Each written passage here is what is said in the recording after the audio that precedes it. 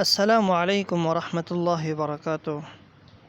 عزیزان گرامی، درس دوم ما از کتاب دروس اللغة العربية لغير الناطقين بها که آغاز میکنیم.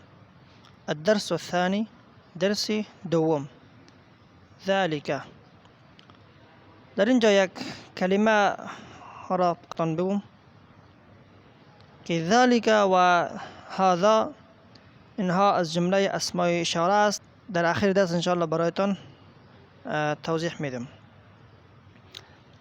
ذلك برای اسم اشاره بعید میآید، یعنی چیزی دور، اشاره به طرف دور است. ما ذلك، آن چیست. ذلك نجم، آن ستاره است، اشاره به طرف بعید است. ذلك نجم، آن ستاره است. هذا مسجد، این مسجد است. و ذلك بیت، و آن خانه است. اشاره به طرف بعید دور است، یعنی مسجد. هذا حصان و ذلك حمار. هذا حصان، این اسب است. و ذلك حمار، و آن خر است. اذلك کلب، آیا این سگ است؟ لا، در جواب میگه نه. ذلك قط، این یک گربه است. ما ذلك، آن چیست، اشاره به طرف بعید دور. ذلك سریر، این یک تخت خواب است، اشاره به طرف بعید تخت خواب است. انتقال میکنیم به صفحه بعدی. من هذا، در اینجا از جمله ادوات استفهام من استعمال شده. من که برای ذوی العقول است و ما برای غیر ذوی العقول است. اینجا در رسم میبینید من هذا و من ذلك، این شخص کیست و آن شخص کیست. هذا مدرس، اشاره به طرف استاد است که درس را توضیح میده برای شاگردان. و ذلك اماما، و آن امام مسجد است که همراه مقتدیا نماز خوانده است. ما ذلك، آن چی است، اشاره به طرف بعید دور. ذلك حجر، آن سنگ است. ذلك حجر. هذا سكر، هذا سكر و ذلك لبن. هذا سكر و ذلك لبن، این بوره است و ذلك لبن، و آن شیر است. تمرین: اقرأ واكتب، بخوان و بنویس. هذا سكر و ذلك لبن، این بوره است و ذلك لبن، و آن شیر است. من ذلك، آن کی است.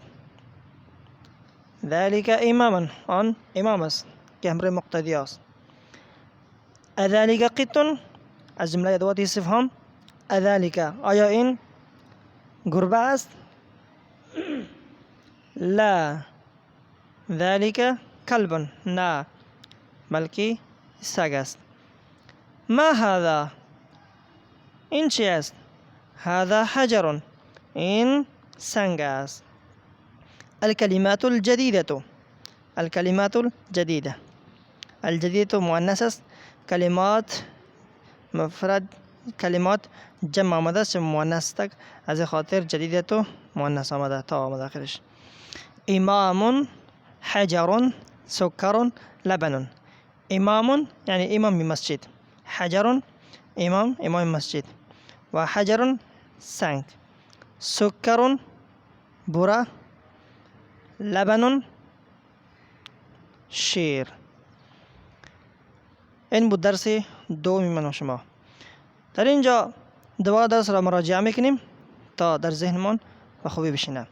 اشاره به طرف اسماء اشاره براتون میکنم که اسماء اشاره تمامش مبنی میشه. مثلا که ذا و ذانی، ذینی و تا و تی و تیهی و ذیهی و ذی و هؤلاء. ذا قبل از ذی ها را اضافه کرده در اوله به خاطر تنبیه است. ذا برای مفرد مذکر استعمال می شود، می آید. ذانی و تینی برای مثنی مذکر است. و ذیهی و تیهی برای مفرد مؤنث است. و تانی و تینی برای مثنا مؤنث استعمال می شود و اولای و هاولای و اولی برای جمع مؤنث سالم و برای جمع مذکر سالم استعمال می شود. و علامه استفهام، علامات استفهام و همچنین والاستفهام ادوات اخرى غیر الهمزه و هل.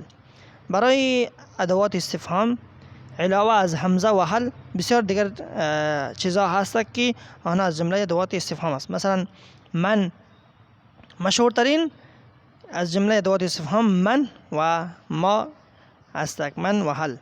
من، ما، متى، أين، کیف، کم، أين و ای، اینها از جمله ادوات استفهام هستند که مشهورش استعمال زیاد می شود، من و ما و همچنین و هل. متى، متى یعنی چی وقت، متى برای زمان می آید، چی وقت. متى تذهب، چی وقت تو می روی. و أين، کیف، کم، همین قسم. أين برای مکان می آید، أين تذهب تو کجا می روی. أين برای مکان می آید، یک جای خاص. کیف برای حالت می آید، کیف حالک، شما چی حال دارین، کیف حالک. کم برای عدد استفهام می آید، یک سوال میگنی کم مال عندك، کم قلم عندك، چقدر قلم نزد داری، برای عدد استفهام می آید، سوالیه. ای و ای کی است؟